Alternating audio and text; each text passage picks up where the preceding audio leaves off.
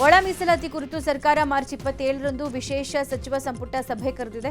ಈ ನಡುವೆ ದಲಿತ ಬಲಗೈ ಸಮುದಾಯ ಇವತ್ತು ಬೃಹತ್ ಹೋರಾಟಕ್ಕೆ ಮುಂದಾಗಿದೆ. ನಾಗಮೋಹನ್ ದಾಸ್ ಆಯೋಗದ ವರದಿ ಅವೈಜ್ಞಾನಿಕವಾಗಿದ್ದು ಅದನ್ನು ತಿರಸ್ಕಾರ ಮಾಡುವಂತೆ ಒತ್ತಾಯಿಸಿ ದಲಿತ ಬಲಗೈ ಸಮುದಾಯ ಬೆಂಗಳೂರಿನ ಫ್ರೀಡಂ ಪಾರ್ಕ್ನಲ್ಲಿ ಬೃಹತ್ ಹೋರಾಟ ನಡೆಸ್ತಾ ಇದೆ. ಬಲಗೈ ಸಮುದಾಯಗಳ ಒಕ್ಕೂಟ ಅಧ್ಯಕ್ಷ ಜ್ಞಾನಪ್ರಕಾಶ್ ಸ್ವಾಮೀಜಿ ನೇತೃತ್ವದಲ್ಲಿ ನಡೆಯಲಿರುವಂತಹ ಹೋರಾಟದ ಮೂಲಕ ವರದಿ ಸ್ವೀಕಾರ ಮಾಡದಂತೆ ಸರ್ಕಾರಕ್ಕೆ ಒತ್ತಡ ಹೇರೋಕೆ ಮುಂದಾಗಿದೆ. ರಾಜ್ಯದಲ್ಲಿ ಅತಿ ಹೆಚ್ಚು ಬಲಗೈ ಸಮಾಜದ ಜನಸಂಖ್ಯೆ ಹೊಂದಿರೋ ಕೋಲಾರ ಜಿಲ್ಲೆಯಿಂದ ಸಾವಿರಾರು ಜನ ಹೋರಾಟದಲ್ಲಿ ಭಾಗಿಯಾಗಲಿದ್ದಾರೆ. ಕೋಲಾರ ಜಿಲ್ಲೆಯ ಬಲಗೈ ಸಮಾಜದ ಮುಖಂಡ ಛಲವಾದಿ ಸತೀಶ್ ರಾಜಣ್ಣ ಮಾತನಾಡಿ, ಇದೊಂದು ದೋಷಪೂರಿತ ವರದಿ, ರಾಜ್ಯ ಸರ್ಕಾರ ಇದನ್ನು ತಿರಸ್ಕಾರ ಮಾಡಲೇಬೇಕು, ಈ ಬಗ್ಗೆ ದೊಡ್ಡ ಮಟ್ಟದಲ್ಲಿ ಚಳವಳಿ ರೂಪಿಸ್ತೀವಿ ಅಂತ ರಾಜ್ಯ ಸರ್ಕಾರಕ್ಕೆ ಎಚ್ಚರಿಕೆ ಕೊಟ್ಟಿದ್ದಾರೆ. ಚಿಕ್ಕಬಳ್ಳಾಪುರದಲ್ಲೂ ದಲಿತ ಬಲಗೈ ಸಮುದಾಯದ ವತಿಯಿಂದ ಬೃಹತ್ ಪ್ರತಿಭಟನೆ ನಡೆಸಲಾಗಿದೆ. ಜಿಲ್ಲಾಧಿಕಾರಿಗಳ ಕಚೇರಿಗೆ ಮುತ್ತಿಗೆ ಹಾಕಿದ ಪ್ರತಿಭಟನಾಕಾರರು ಸರ್ಕಾರದ ವಿರುದ್ಧ ಆಕ್ರೋಶ ಹೊರಹಾಕಿದರು. ಚಿಕ್ಕಬಳ್ಳಾಪುರ ನಗರದಲ್ಲಿ ನೀಲಿ ಸಮುದ್ರವೇ ಹರಿದು ಬಂದಿತ್ತು. ನಾಗಮೋಹನ್ ದಾಸ್ ವರದಿಯ ವಿರುದ್ಧ ದಲಿತ ಒಕ್ಕೂಟಗಳು ಸಿಡಿದೆದ್ದಿದ್ದು ನಗರದ ಅಂಬೇಡ್ಕರ್ ಭವನದಿಂದ ಜಿಲ್ಲಾಧಿಕಾರಿಗಳ ಕಚೇರಿಯವರೆಗೂ ಬೃಹತ್ ಕಾಲ್ನಡಿಗೆ ಜಾಥಾ ನಡೆಸಲಾಯಿತು.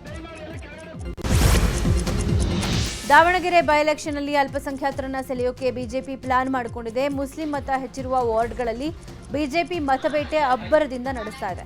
ಹಿಂದಿನ ಚುನಾವಣೆಗಳಲ್ಲಿ 40 ಅಧಿಕ ಬೂತ್ಗಳಲ್ಲಿ ಪರಿಣಾಮಕಾರಿ ಪ್ರಚಾರ ಮಾಡಿದ ಬಿಜೆಪಿ ಈ ಬಾರಿ ಉಪಸಮರದಲ್ಲಿ ಅಲ್ಪಸಂಖ್ಯಾತ ವಾರ್ಡ್ಗಳಲ್ಲೂ ಫುಲ್ ಆಕ್ಟಿವ್ ಆಗಿದೆ. ಇಮಾಮ್ ನಗರದಲ್ಲಿ ಮಹಿಳಾ ಕಾರ್ಯಕರ್ತೆಯರ ಜೊತೆಗೆ ಬಿಜೆಪಿ ಅಭ್ಯರ್ಥಿ ಶ್ರೀನಿವಾಸ್ ದಾಸಕರಿಯಪ್ಪ ಪತ್ನಿ ಸಂಧ್ಯಾ ಅಖಾಡಕ್ಕಿಳಿದು ಕ್ಯಾಂಪೇನ್ ಮಾಡಿದ್ದಾರೆ. ಸಂಧ್ಯಾ ಶ್ರೀನಿವಾಸ್ಗೆ ಹಿಂದೂ ಸಂಪ್ರದಾಯದಂತೆ ಉಡಿ ತುಂಬಿ ಅಲ್ಪಸಂಖ್ಯಾತ ಮಹಿಳೆಯರು ಆಶೀರ್ವಾದ ಮಾಡಿದರು. ದಾವಣಗೆರೆ ದಕ್ಷಿಣ ಉಪಚುನಾವಣಾ ಕಾವು ಜೋರಾಗಿದೆ. ಸಚಿವ ಜಮೀರ್ ಅಹಮದ್ ಮಾಜಿ ಆಪ್ತ ಸಹಾಯಕ ಅಮೀರ್ ಅಹಮದ್ ಖಾನ್ ಸ್ವತಂತ್ರ ಅಭ್ಯರ್ಥಿಯಾಗಿ ನಾಮಪತ್ರ ಸಲ್ಲಿಸಿದ್ದಾರೆ. ನಾಮಪತ್ರ ಸಲ್ಲಿಕೆ ಬಳಿಕ ಮಾತನಾಡಿದ ಅವರು, ಈ ಬಾರಿ ಅಲ್ಪಸಂಖ್ಯಾತರಿಗೆ ಟಿಕೆಟ್ ಕೊಡಬೇಕು ಅಂತ ಕೇಳಿದ್ದೀವಿ. ಅಲ್ಪಸಂಖ್ಯಾತರಿಗೆ ಟಿಕೆಟ್ ಸಿಗದ ಹಿನ್ನೆಲೆ ಸ್ವತಂತ್ರ ಅಭ್ಯರ್ಥಿಯಾಗಿ ನಾಮಪತ್ರ ಸಲ್ಲಿಸಿದ್ದೀನಿ. ಯಾರೇ ಹೇಳಿದ್ರು ನಾಮಪತ್ರ ವಾಪಸ್ ತೆಗೆಯೋ ಮಾತೇ ಇಲ್ಲ ಅಂತ ಹೇಳಿದ್ರು.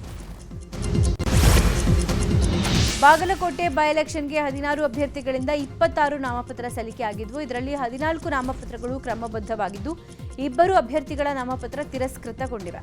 ಕಾಂಗ್ರೆಸ್ನಿಂದ ಉಮೇಶ್ ಮೇಟಿ, ಬಿಜೆಪಿಯ ವೀರಭದ್ರಯ್ಯ ಚರಂತಿಮಠ್, ಉತ್ತಮ ಪ್ರಜಾಕೀಯ ಪಾರ್ಟಿಯ ಅಂತೋಷ ಸವಾಸೆ, ಜನತಾ ಚಳುವಳಿ ಭಾರತ ಪಕ್ಷದ ತೇಜೋರಾಮ ಶೆಟ್ಟಿ ದೇವಾಂಗ, ಕರ್ನಾಟಕ ರಾಷ್ಟ್ರ ಸಮಿತಿ ಪಕ್ಷದ ನಾಗರಾಜ್ ಕಲಗುಟಗರ, ಬ್ಲೂ ಇಂಡಿಯಾ ಪಾರ್ಟಿಯ ತಳವಾರ್ ಶಿವಕುಮಾರ್, ಆಲ್ ಇಂಡಿಯಾ ಜನರಕ್ಷಕ ಪಾರ್ಟಿಯಿಂದ ಸಿದ್ದಪ್ಪ ಗೋಡಿ, ಪಕ್ಷೇತರದಿಂದ ಅಬ್ದುಲ್ ರಜಾಕ್ ಬಾಳಿಕಾಯಿ, ಅಯ್ಯೂಬ್ ಖಾನ್, ಲಾಲ್ಸಾಬ್ ಬಾಗೇವಾಡಿ, ಆನಂದ್ ಜಕಾತಿ, ಬಳ್ಳಾರಿ ಗೋವಿಂದರಾಜು ತಿಮ್ಮಯ್ಯ, ಪ್ರಶಾಂತ್ ಶರಣಪ್ಪರಾವ್, ಎಂಕಪ್ಪ ಬಾಪಣ್ಣ, ರವಿ ಶಿವಪ್ಪ ಹೀಗೆ ನಾಮಪತ್ರಗಳು ಕ್ರಮಬದ್ಧವಾಗಿವೆ. ಪಕ್ಷೇತರದಿಂದ ಪರಶುರಾಮ ನೀಲನಾಯಕ, ಬಾಬುಷಾ ರೊಳ್ಳಿ ಅವರು ಸಲ್ಲಿಸಿದ್ದ ನಾಮಪತ್ರಗಳು ತಿರಸ್ಕೃತಗೊಂಡಿವೆ.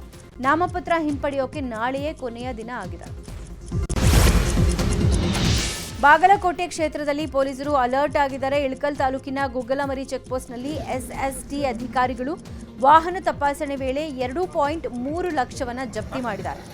ಬೆಂಗಳೂರು ಕಡೆಯಿಂದ ಬರ್ತಾ ಇದ್ದ KA01 MP 0600 ಸಂಖ್ಯೆಯ ಇನೋವಾ ಕ್ರಿಸ್ಟಾ ಕಾರನ್ನು ತಡೆದು ತಪಾಸಣೆ ಮಾಡೋ ವೇಳೆ ಹಣ ಪತ್ತೆಯಾಯಿತು. ಯಾವುದೇ ದಾಖಲೆಗಳನ್ನು ನೀಡದ ಕಾರಣ ಅಧಿಕಾರಿಗಳು ಹಣವನ್ನು ಜಪ್ತಿ ಮಾಡಿದ್ದಾರೆ. ಬೆಂಗಳೂರಿನ ಕೆಲವೆಡೆ ಕಸ ವಿಲೇವಾರಿಯಲ್ಲಿ ವ್ಯತ್ಯಯವಾಗಿದೆ. ಕಸ ವಿಲೇವಾರಿ ಗುತ್ತಿಗೆದಾರರಿಂದ ಕಸ ವಿಲೇವಾರಿ ಮಾಡದೆ ಅಸಮಾಧಾನಗೊಂಡಿದ್ದಾರೆ. 198 ವಾರ್ಡ್ನಲ್ಲಿ ಕಸ ಸಂಗ್ರಹ ಹಾಗೂ ವಿಲೇವಾರಿ ಕೇಂದ್ರಗಳ ಪೈಕಿ 40 ಕಡೆಗಳಲ್ಲಿ ವ್ಯತ್ಯಯ ಆಗಿದೆ. ಕಳೆದ 4 ದಿನಗಳಿಂದ ಕಸ ವಿಲೇವಾರಿಯಲ್ಲಿ ವ್ಯತ್ಯಯ ಉಂಟಾಗಿದ್ದು ಈ ಕುರಿತು ಇವತ್ತು ಗುತ್ತಿಗೆದಾರರು ಹಾಗೂ BSWML ಜೊತೆ ಸಭೆ ನಡೆಯಲಿದೆ. BSWML CEO ಕರಿಗೌಡ ಜೊತೆ ಇವತ್ತು ಮಹತ್ವದ ಸಭೆ ನಡೆಯಲಿದೆ. ರೌಡಿ ಶೀಟರ್ ಬಿಕ್ಲು ಶಿವ ಕೊಲೆ ಪ್ರಕರಣದ 5 ಆರೋಪಿಗಳಿಗೆ ಜಾಮೀನು ಮಂಜೂರಾಗಿದೆ. ಕೊಲೆ ಪ್ರಕರಣದ ಆರೋಪಿಗಳಾದ ಅರುಣ್ ಕುಮಾರ್, ಅನಿಲ್, ನವೀನ್, ಮನೋಜ್ ಮತ್ತು ಅಜಿತ್ಗೆ ಜನಪ್ರತಿನಿಧಿಗಳ ಸ್ಪೆಷಲ್ ಕೋರ್ಟ್ ಜಾಮೀನು ಮಂಜೂರು ಮಾಡಿದೆ. ಬಿಕ್ಲು ಶಿವ ಕೊಲೆ ಕೇಸಲ್ಲಿ 5 ಆರೋಪಿಗಳು ಪರಪ್ಪನ ಅಗ್ರಹಾರ ಜೈಲು ಸೇರಿದ್ರು. ಬಳಿಕ ಸೆಷನ್ಸ್ ಕೋರ್ಟ್ನಲ್ಲಿ ಜಾಮೀನು ಅರ್ಜಿ ಸಲ್ಲಿಸಿದ್ದು 5 ಕೋರ್ಟ್ ಷರತ್ತುಬದ್ಧ ಜಾಮೀನು ಕೊಟ್ಟಿದೆ. ಇದೇ ಕೇಸ್ನಲ್ಲಿ ಬಂಧಿತನಾಗಿದ್ದ ಶಾಸಕ ಭೈರತಿ ಬಸವರಾಜ್ ಕಳೆದ ವಾರವಷ್ಟೇ ಜಾಮೀನು ಪಡೆದು ಬಿಡುಗಡೆ ಆಗಿದ್ರು. ಉಳಿದ 4 ಆರೋಪಿಗಳು ಹೈಕೋರ್ಟ್ನಲ್ಲಿ ಡಿಫಾಲ್ಟ್ ಬೇಲ್ ಪಡೆದು ಬಿಡುಗಡೆ ಆಗಿದ್ರು. ಧಾರವಾಡ ಜಿಲ್ಲಾ ಪಂಚಾಯಿತಿ ಸದಸ್ಯ ಯೋಗೇಶ್ ಗೌಡ ಕೊಲೆ ಪ್ರಕರಣದ ಅಂತಿಮ ವಿಚಾರಣೆ ಇವತ್ತು ಸೆಷನ್ಸ್ ಕೋರ್ಟ್ನಲ್ಲಿ ನಡೆಯಲಿದೆ. 2021ರಿಂದ ಯೋಗೇಶ್ ಗೌಡ ಕೊಲೆ ಪ್ರಕರಣದ ಟ್ರಯಲ್ ನಡೀತಾ ಇದೆ. ನಗರದ ಜನಪ್ರತಿನಿಧಿಗಳ ವಿಶೇಷ ನ್ಯಾಯಾಲಯದಲ್ಲಿ ವಿಚಾರಣೆ ನಡೀತಾ ಇದ್ದು ಈಗಾಗಲೇ ಸಾಕ್ಷಿಗಳನ್ನ ವಿಚಾರಣೆ ನಡೆಸಿ ಹೇಳಿಕೆ ದಾಖಲಿಸಲಾಗಿದೆ. ಪ್ರಕರಣದಲ್ಲಿ ಭಾಗಿಯಾಗಿದ್ದ ಆರೋಪಿಗಳ ವಿಚಾರಣೆ ನಡೆಸಿದ ಕೋರ್ಟ್ ಹೇಳಿಕೆಗಳನ್ನು ದಾಖಲು ಮಾಡಿಕೊಂಡಿದೆ. ಟ್ರಯಲ್ ವಿಚಾರಣೆ ಪೂರ್ಣಗೊಳಿಸಿದ ಕೋರ್ಟ್ ಇನ್ನುಳಿದ ಮಾಹಿತಿಯನ್ನ ಲಿಖಿತವಾಗಿ ಸಲ್ಲಿಸುವಂತೆ ವಕೀಲರಿಗೆ ನಿರ್ದೇಶನ ಕೊಟ್ಟಿದೆ. ಇವತ್ತು ಯೋಗೇಶ್ ಗೌಡ ಕೊಲೆ ಪ್ರಕರಣದ ಅಂತಿಮ ವಿಚಾರಣೆ ನಡೆಸಲಿರುವ ಕೋರ್ಟ್ ಬಳಿಕ ತೀರ್ಪನ್ನ ಕಾಯ್ದಿರಿಸುವ ಸಾಧ್ಯತೆ ಇದೆ. ಮದುವೆ ಆಗೋದಾಗಿ ನಂಬಿಸಿ ಬಾಲಕಿಗೆ ವಂಚಿಸಿ ಹಲವಾರು ಬಾರಿ ಅತ್ಯಾಚಾರವೆಸಗಿದ ಆರೋಪಿಗೆ 20 ವರ್ಷ ಕಠಿಣ ಶಿಕ್ಷೆ ವಿಧಿಸಲಾಗಿದೆ. ದೊಡ್ಡಗಾಜನೂರಿನ ಜಿ ಮಹೇಶ್ ಶಿಕ್ಷೆಗೆ ಗುರಿಯಾದ ಯುವಕ. ಚಾಮರಾಜನಗರದ ಅಧಿಕ ಮತ್ತು ಸತ್ರ ನ್ಯಾಯಾಲಯ ಪೋಕ್ಸೋ ಕಾಯ್ದೆಯಡಿ ಆರೋಪಿಗೆ 20 ವರ್ಷ ಕಠಿಣ ಶಿಕ್ಷೆ ವಿಧಿಸಿದೆ. ಹಾಗೆ ನೊಂದ ಬಾಲಕಿಗೆ ಕಾನೂನು ಸೇವೆಗಳ ಪ್ರಾಧಿಕಾರದಿಂದ 4 ಲಕ್ಷ ಪರಿಹಾರ ನೀಡುವಂತೆ ನ್ಯಾಯಾಧೀಶ ಎಸ್.ಜೆ. ಕೃಷ್ಣ ಆದೇಶಿಸಿದ್ದಾರೆ. ಶಿವಮೊಗ್ಗ ಜಿಲ್ಲೆಯ ಸಾಗರ ಪಟ್ಟಣದ ಬಿಎಚ್ ರಸ್ತೆಯಲ್ಲಿ ಅವೈಜ್ಞಾನಿಕ ಡಿವೈಡರ್ನಿಂದ 2 ಅಪಘಾತ ಸಂಭವಿಸಿದೆ. ಕಾರೊಂದು ಡಿವೈಡರ್ಗೆ ಡಿಕ್ಕಿ ಹೊಡೆದು ಪಲ್ಟಿ ಹೊಡೆದಿದೆ. ಬಳಿಕ ಅದೇ ಡಿವೈಡರ್ಗೆ ಕೆಎಸ್ಆರ್ಟಿಸಿ ಡಿಕ್ಕಿಯಾಗಿದೆ. ಅದೃಷ್ಟವಶಾತ್ ಯಾವುದೇ ಪ್ರಾಣಹಾನಿ ಆಗಿಲ್ಲ. ಬೆಂಗಳೂರು ದಕ್ಷಿಣ ಜಿಲ್ಲೆ ಚನ್ನಪಟ್ಟಣದ ಮಳೂರು ಹೊಳೆಯಲ್ಲಿ ಬೆಂಕಿ ಕಾಣಿಸಿಕೊಂಡಿದೆ. ಅಪರಿಚಿತ ವ್ಯಕ್ತಿಯೋರ್ವ ಸಿಗರೇಟ್ ಸೇದಿ ಹೊಳೆಯಲ್ಲಿದ್ದ ಕಸಕ್ಕೆ ಎಸೆದಿದ್ದ. ಇದರಿಂದ ಬೆಂಕಿ ತಗುಲಿ ಹೊತ್ತಿ ಉರಿದಿದೆ. ತಕ್ಷಣವೇ ಸ್ಥಳೀಯರು ಅಗ್ನಿಶಾಮಕ ದಳದವರು ಬೆಂಕಿಯನ್ನು ನಂದಿಸಿದ್ದಾರೆ. ವೇಗವಾಗಿ ಚಲಿಸ್ತಾ ಇದ್ದ ಟಿಪ್ಪರ್ನಲ್ಲಿ ಇದ್ದಕ್ಕಿದ್ದಂಗೆ ಬೆಂಕಿ ಕಾಣಿಸಿಕೊಂಡಿದ್ದು ನಡು ರಸ್ತೆಯಲ್ಲೇ ಹೊತ್ತಿ ಉರಿದಿದೆ.